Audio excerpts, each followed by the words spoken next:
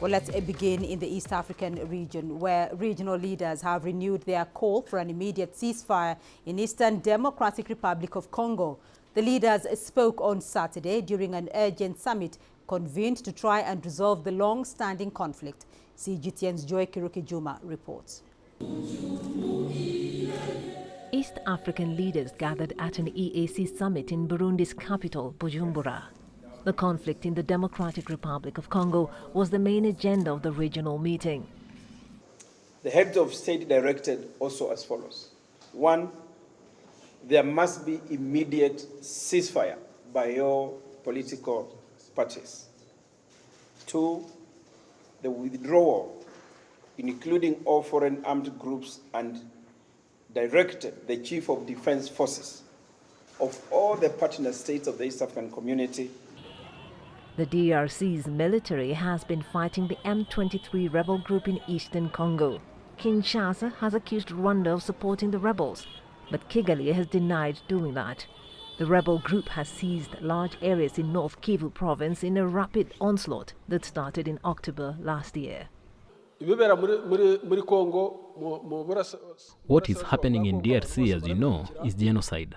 No doubt, it is genocide, but which is happening in another country. This is as much as other countries are not declaring it is genocide that is taking place in DRC.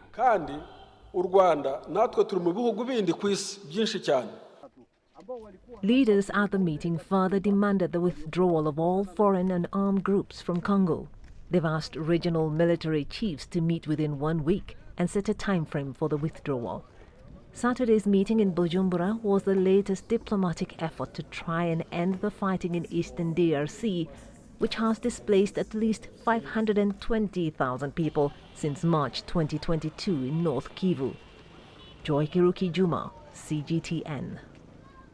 Well, let's now delve deeper into this communique, and I'm joined by Ibrahim Magara, an international relations expert who is currently adjunct lecturer, St. Paul's University, and postgraduate researcher at Loughborough University. He's joining us live via Zoom from Newcastle. Ibrahim, what in essence is the communique from the East African community leaders saying to the combatants in the DRC? Thank you.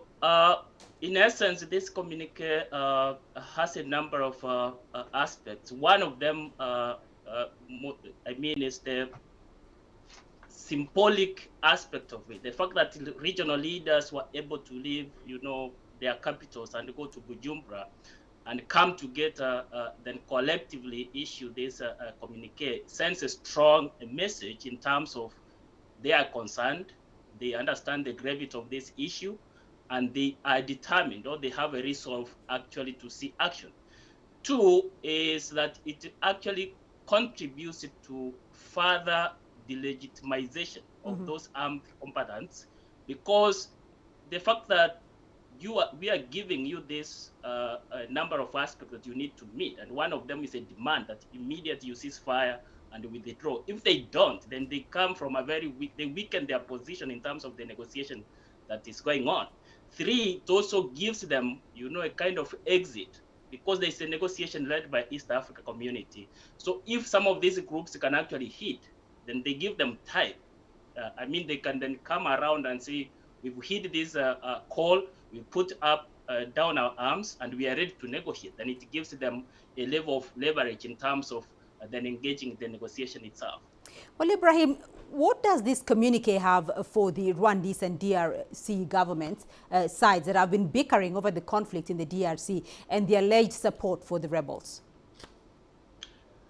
This communique essential for Rwanda and Congo, these two countries, we've seen actually very worrying trend in terms of escalation, in terms of rhetoric and bickering, as you rightly put it, from Kinshasa and Rwanda and Kigali. So what the communique does is give strategic pressure to these two countries, but this pressure is not even, because in this case, Congo is actually a victim. The reason we have the regional forces and we have the mediation process there is to help the government of Congo actually deal with the situation in eastern DRC. So this strategic pressure that the region is putting, first, it's because these leaders were there. So if you went to Bujumbura and signed a communique and met a resolution, and then you went back to the capital and started, engaging otherwise or undermining that, then it portrays you badly, especially in the international community. So that, in a way, then, especially Kigali, we are going to expect that it can reduce, the kind of tensions that we have seen. It can, we can expect that there will be more measured messaging, more careful, engagement in terms of the kind of back and forth that's been going on between the two capitals. So I think that is really what the essence of this is for the two countries, even from Congo itself. And as far as it needs the support of the region, they are going also to be really measured in terms of what they say and how do they respond to Kigali. Well, the regional leaders have ordered that any violations of the ceasefire and withdrawal orders must be reported immediately to the chairperson of the summit. So what happens in the event this comes to pass? What happens, I mean, the good thing with the East African intervention in Congo is that it has both the mediation process or negotiation, and also it has the military wing. So what they're doing is basically issue a threat and issue ultimatums, which they have done.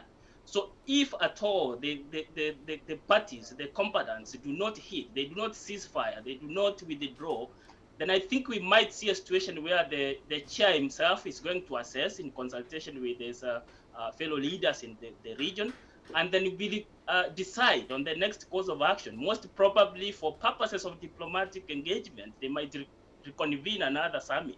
So where they follow up on these issues, where they can say, we actually gave this ultimatum, it was not followed through, and therefore we are going to take action. And from where I see the action is probably raising the offensive, the military offensive.